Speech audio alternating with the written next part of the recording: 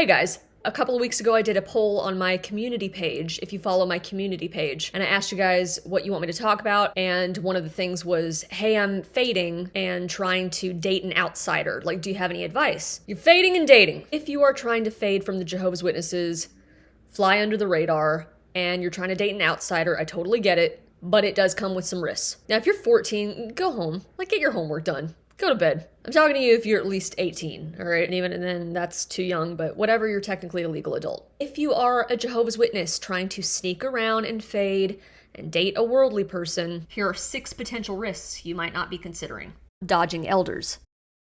Look, if you're old enough to be having sex and taking the risk of getting in trouble, you best be ready to put your big girl panties on and get in trouble. Because here's the deal, you will run into somebody. Maybe it's an elder, or you will run into somebody from the congregation, and they're gonna take that back and gossip about you. You know it. They're gonna talk about you. There's gonna be this trail, and you will be dealt with.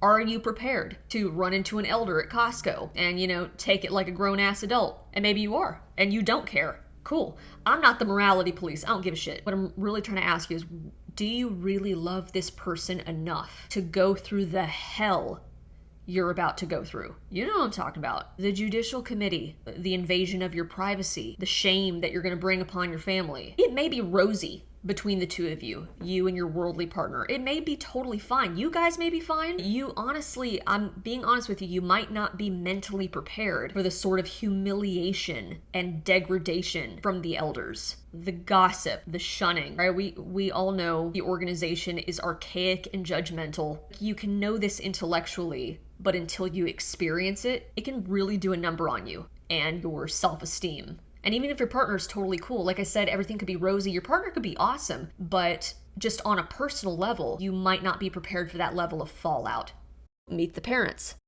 What if your partner, your worldly partner, wants to meet your parents or your family? I've seen this a million times. It happened in my own family. Like, maybe you're trying to keep the two separated, but what does that say about you and what you think? What message is that communicating? And what does that say about you and your future together? It's going to be a really awkward dance for the other person, this kind of weird back and forth separation. They're going to start to feel shut out, and they might get sick of it and leave. Or let's say your family knows you're inactive. I've seen this a million times. They know you're inactive. They don't have any expectations for you. They know you're kind of a flaky witness. But then all of a sudden you want to get weird around the holidays, not celebrate Christmas or Thanksgiving and all the things that normal worldly people do. How are you going to handle that? And then your partner's going to be like, hey, why can't we just be normal? I don't understand this. What's the deal? They may be fully aware of the witnesses and how the witnesses feel about that. So how are they going to navigate that?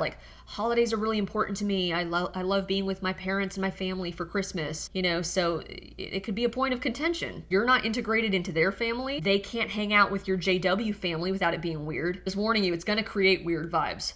Pregnancy.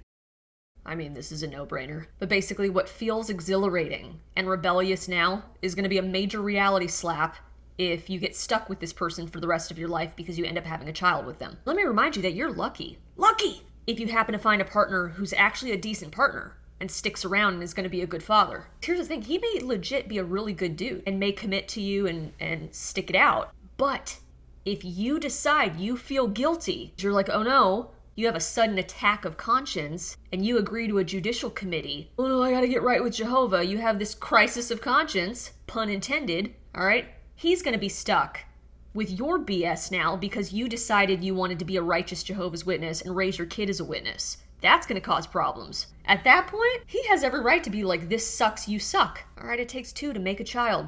This is not all on him. Again, this is basic sex ed. It's a no-brainer. I get it, you're bored and horny, but you really gotta think about this one. Incompatibility.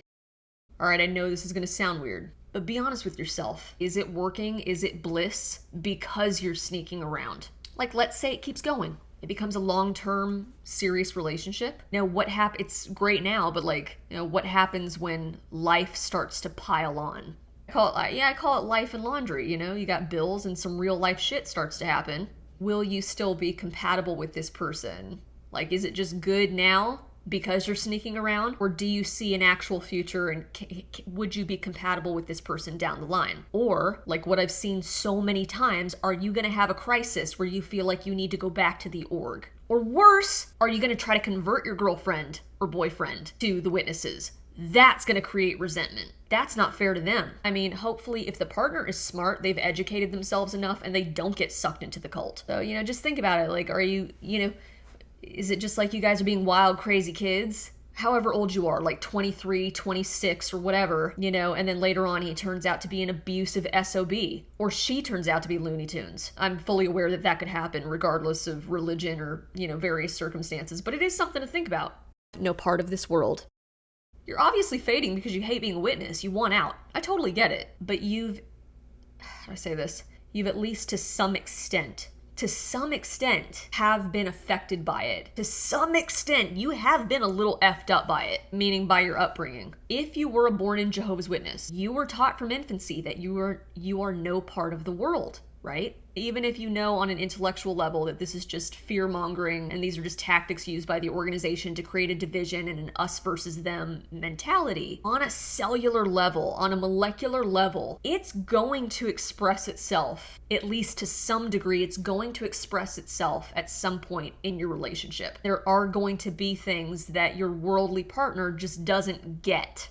And in this case, they might be the most loving, attentive, caring, wonderful person who's trying to understand. And let me be absolutely clear. This is not an argument to say that you should marry a witness or leave your worldly partner. I'm not saying that. Really, all I'm saying is that I just hope you find a really understanding person who's gonna have the patience to walk through that with you. And I could be wrong and you don't experience that at all, which would be great. But I've heard countless times through the years, I faded, I married my wonderful wife or husband.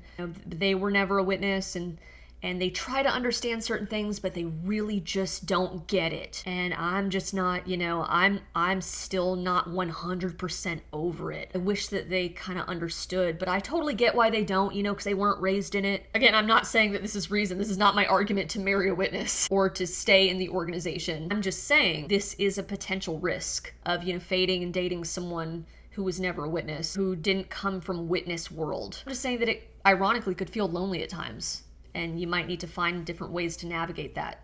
Bait and switch. Is this a bait and switch? Are you secretly hoping? Sort of long game?